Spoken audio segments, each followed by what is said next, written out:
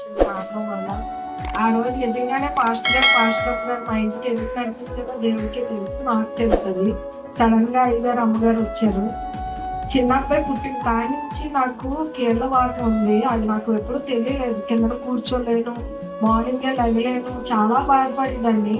కానీ ఏదైనా తినకూడదు ఏమో తినేస్తున్నానేమో, అందుకే బాధపడుతున్నానేమో ఇలాగే అనుకునేదాన్ని. కానీ ఎప్పుడు హాస్పిటల్కి వెళ్ళాలనుకోలేదు. ఇప్పటికి ఈ అబ్బాయి 10 సంవత్సరం వస్తుంది. అప్పటి నుంచి బాధపడుతున్నాను. 2 సార్లు హాస్పిటల్కి వెళ్ళాను. కానీ వాళ్ళు అన్నారు, అంటే ఆయుర్వేదిక్ వాడమ్మా, ఇంక ఇంగ్లీష్ మందులు వేస్ట్, సైడ్ ఎఫెక్ట్స్ ఉంటాయి అన్నారు. వాడాను కానీ ఇంకా ఇసుకొక్కిచ్చి ఇంక వదిలేసారు. అయ్యగారు అమ్మగారు ఎందుకు వచ్చారు దేవుడికే తెలుసు. ఆ రోజు వచ్చి అయ్యగారు చాలా చెప్పి బాధపడ్డాను. నా పరిస్థితి ఇలా ఉంది అయ్యగారు, ఇంట్లో విషయాలన్నీ చెప్పాను. ఏడుపు వస్తుంది, చాలా ఏడ్చాను. అప్పుడు అయ్యగారు అన్నారు, బాధపడకమ్మా, అమ్మగారు కూడాని రేపు హాస్పిటల్కి నేను తీసుకెళ్తాను, నువ్వు రా అన్నారు. సోమవారం మేము హాస్పిటల్కి వెళ్ళాము. టెస్ట్లు అవి చేయించారు. ఆ మరుసటి రోజు రిపోర్ట్లు అవి వచ్చాయి. కీళ్ళవాతం ఉంది, ఇన్ఫెక్షన్ చెంది ఉందమ్మా అన్నారు. చాలా అసలు చేస్తాము, ఎక్కువైపోయింది అన్నారు.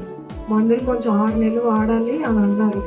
వేసిన 2 రోజులకే నాకు నిజంగానే చాలా స్వస్థత వచ్చింది. ఆ రోజు అసలు దేవుడు అమ్మగారిని నడిపించారు. అయ్యగారు సడన్ గా వచ్చారంటేనే నేను అనుకున్నాను ఏదో కార్యం జరుగుతుంది అనేసి. ఆ రోజు అలా రావడం, నాకు తగ్గడం, 10 సంవత్సరాల నుంచి బాధపడుతున్నాను. స్వస్థత నిజంగానే వచ్చింది. ఈ రోజు మార్నింగ్ లేస్తుంటే నాకు కాళ్ళు నొప్పులు కదా ఇలా లేసిపోతున్నాను ఏంటి అని నేను అనుకుంటున్నాను. అంటే 10 సంవత్సరాల నుంచి అలవాటు అయిపోయింది. నిజంగానే దేవుడు స్వస్థతని ఇచ్చినందుకు వందనాలు. అయ్యగారికి వందనాలు, అమ్మగారికి వందనాలు.